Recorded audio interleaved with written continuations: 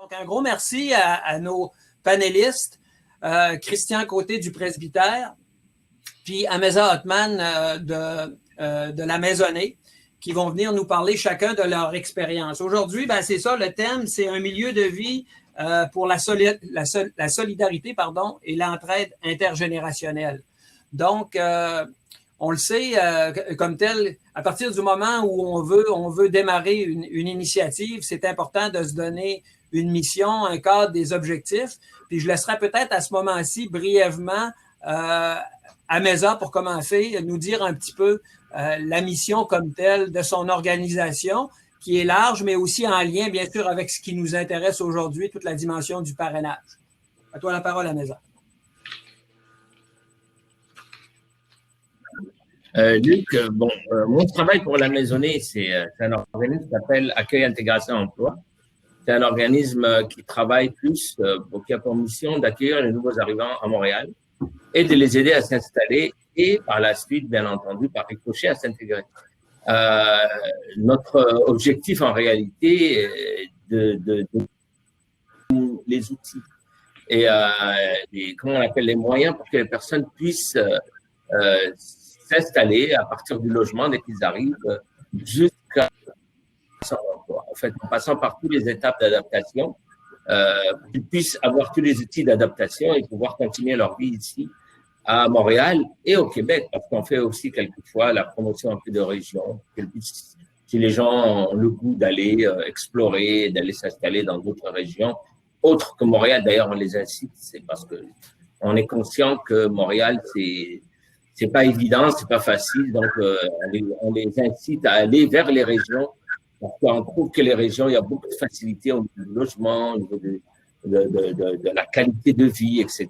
Donc, voilà. Donc, notre mission, en réalité, est dans le processus d'adaptation, parce que l'intégration, ça suppose à s'adapter dans un environnement. Donc, dans le processus d'adaptation fonctionnelle, c'est-à-dire être fonctionnel, avoir tous les outils en main, jusqu'à l'emploi pour pouvoir, comment dirais-je, entamer sa vie et entamer, si vous voulez, son intégration au Québec. Bien entendu, ça passe par la langue. On a plusieurs services ici, dont aussi des cours de francisation pour les gens qui ne connaissent pas la langue. Donc, quatre comment dirais-je, niveaux de francisation. Et éventuellement, bien entendu, des activités socioculturelles, des activités de découverte de la richesse culturelle du Québec et de ses régions, et ainsi de suite. Voilà. Donc, merci. Si je peux en résumer, c'est un peu ça.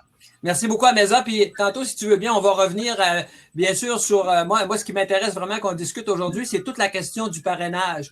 Donc, comment une personne âgée ou moins âgée peut accueillir chez elle une personne, un immigrant, pour lui offrir une chambre à coût raisonnable, en échange de quoi, possiblement, il y aura des services qui s'offriront. Et moi, ce qui m'intéresse aussi de savoir beaucoup, c'est la structure de parrainage pour que ce soit pour s'assurer qu'on mette ensemble des personnes compatibles, mais aussi pour s'assurer qu'il n'y ait pas de dérive ou de dérapage dans tout ça. Christian, ben écoute, vraiment heureux de te voir là, puis aussi heureux de t'entendre parler de cette extraordinaire initiative qui est le presbytère. Veux-tu nous en parler un petit peu, sa mission, son fonctionnement? Oui, c'est ça. Pour ceux qui n'ont pas vu le vidéo, en fait, c'est une maison collective, là, un peu nouveau genre, là, qui permet à ses membres là, une prise en charge là, collective là, d'un milieu de vie. Ici, le presbytère était disponible et puis il était à vendre. Puis nous, on a profité là, des 5 copropriétaires.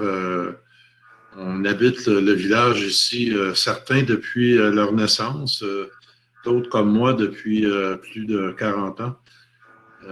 Donc,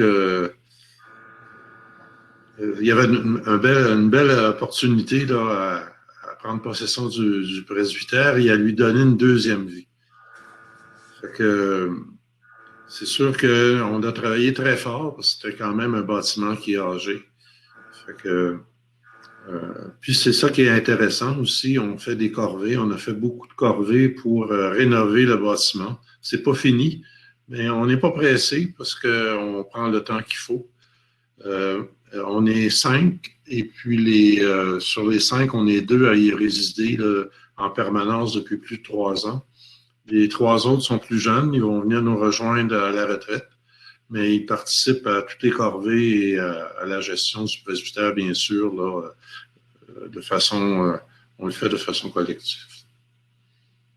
Christian, j'aurais une petite question pour chacun de vous. Dans le fond, dans les initiatives, soit le parrainage ou encore le fait de vivre puis d'avoir démarré cette initiative-là du presbytère, c'est quoi pour vous la plus grande satisfaction ou le plus grand plaisir que vous voyez à voir se développer cette initiative-là?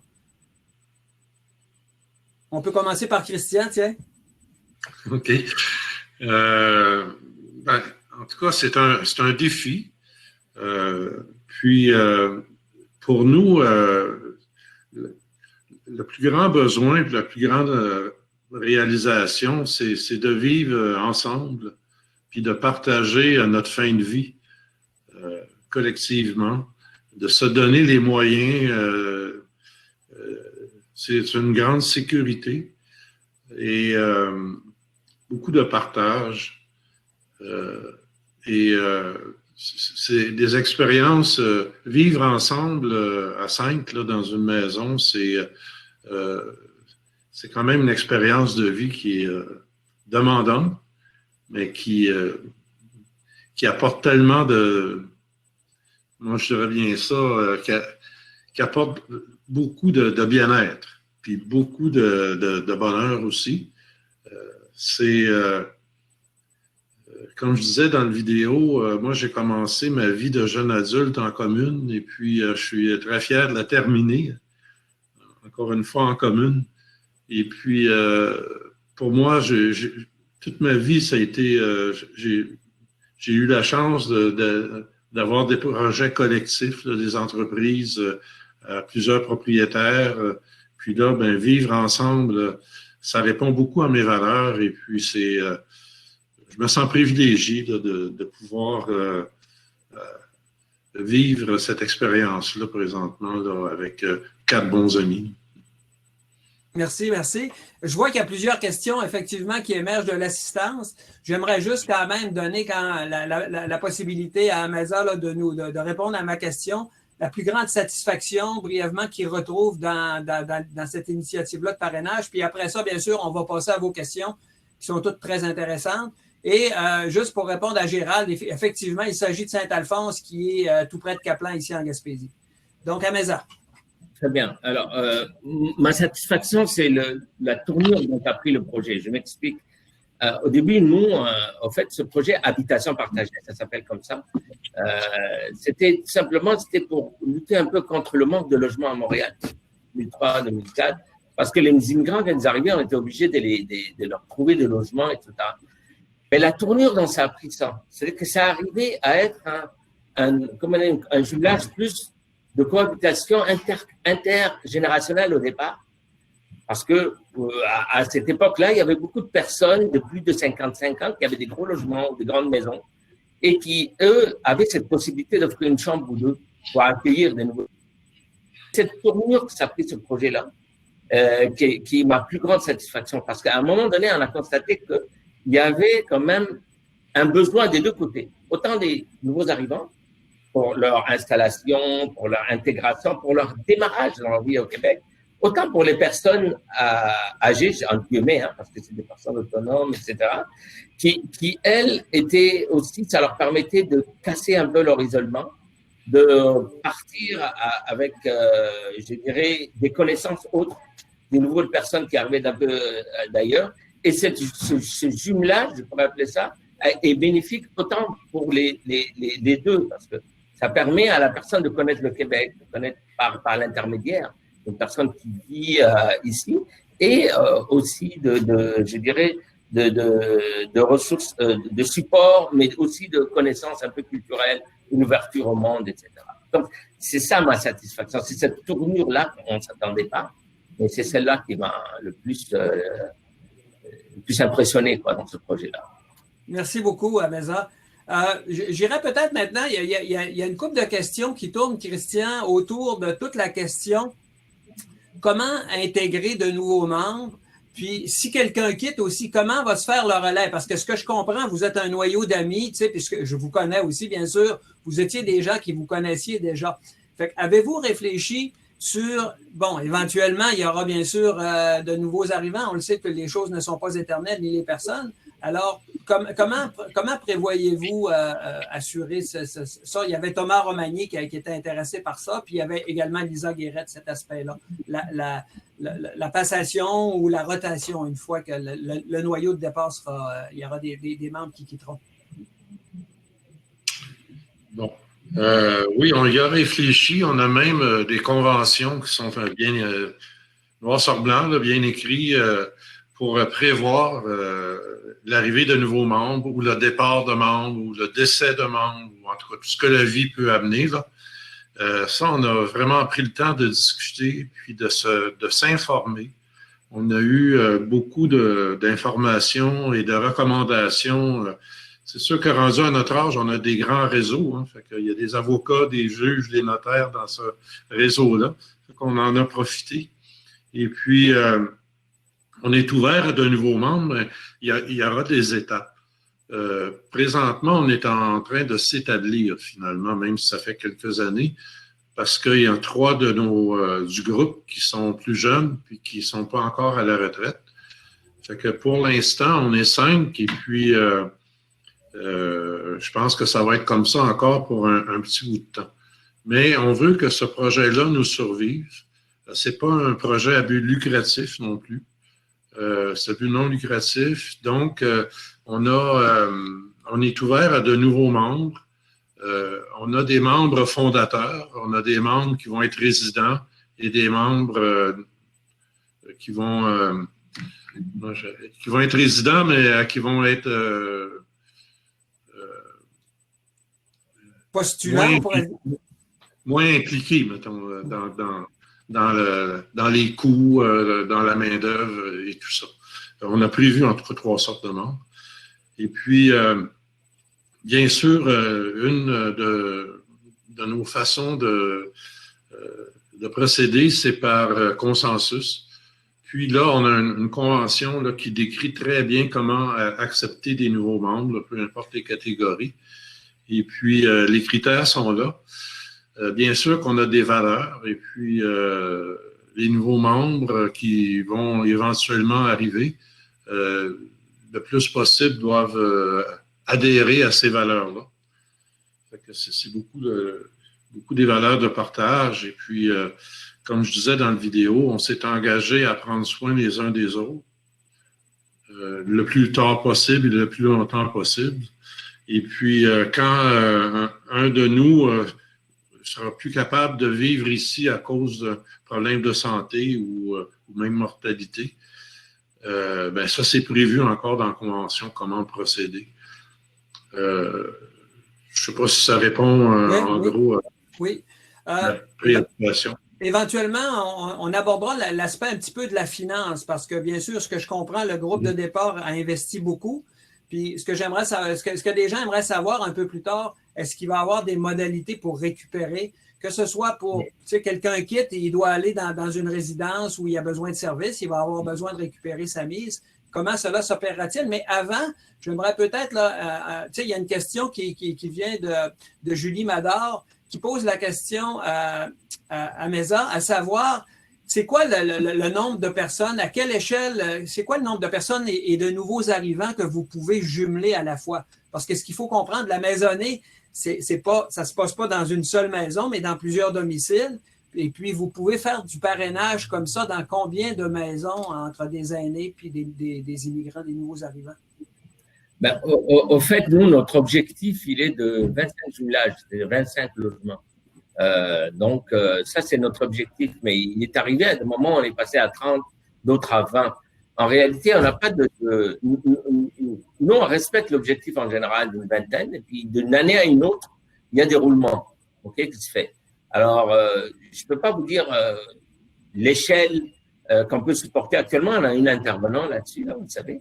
qui doit faire le recrutement, chercher surtout des accueillants, parce que les immigrants, on en a plein, surtout des accueillants hommes, c'est ce qui vous pose le plus gros problème actuellement depuis les 5-6 dernières années, parce que, bon, c'est pour une raison ou une autre, c'est parce que, bon, d'abord, l'offre de services au niveau des hommes est beaucoup plus compliquée à en trouver.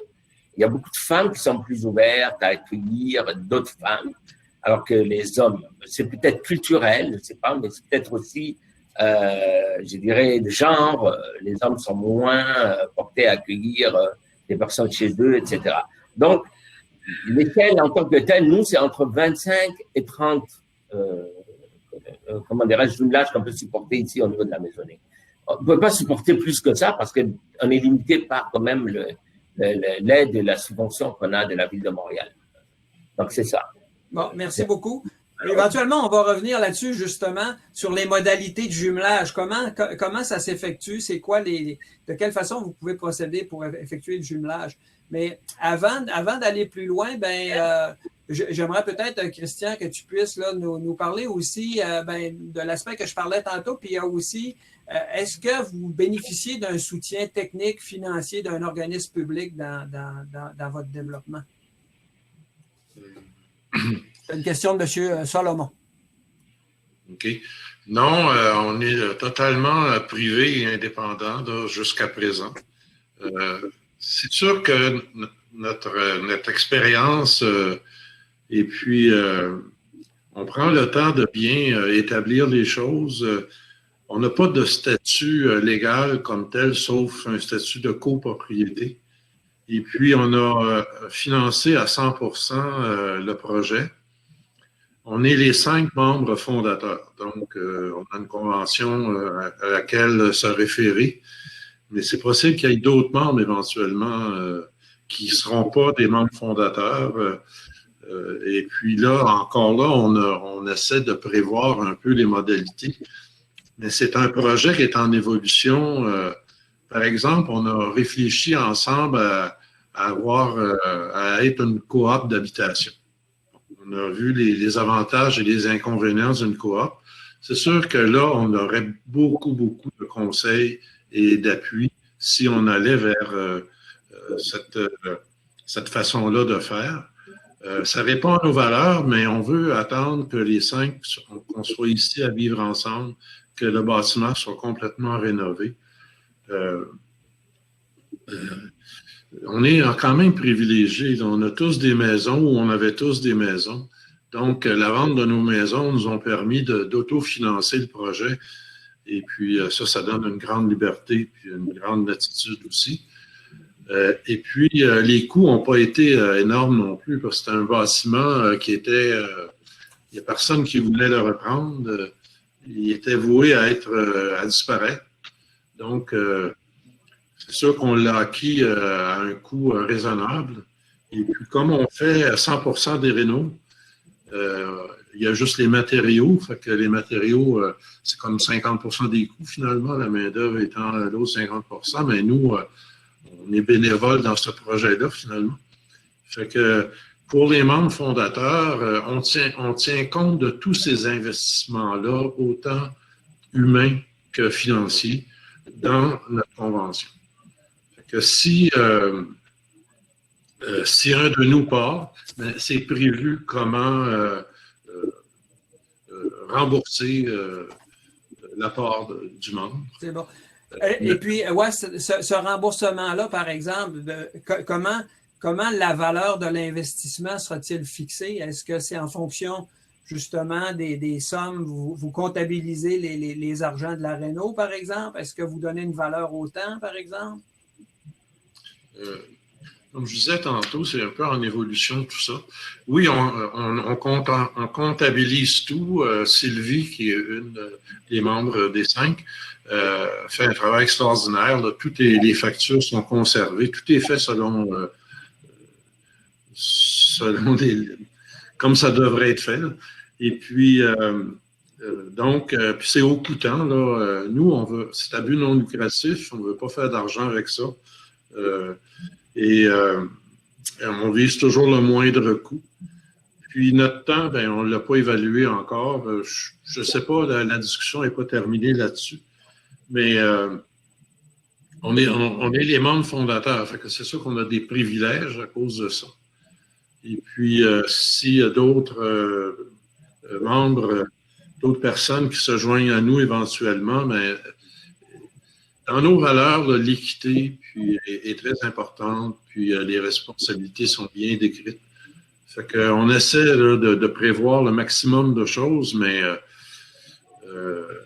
c'est normal que les choses, nous, on se rencontre là, très, très régulièrement. Fait qu'on adapte au fur et à mesure, et puis on n'est pas pris dans un carcan là, de choses qui sont fixées là, pour à vie. Là. Les choses évoluent selon la vie. Selon ce qui arrive. Un processus organique pour un gars qui a travaillé en agriculture biologique toute sa vie.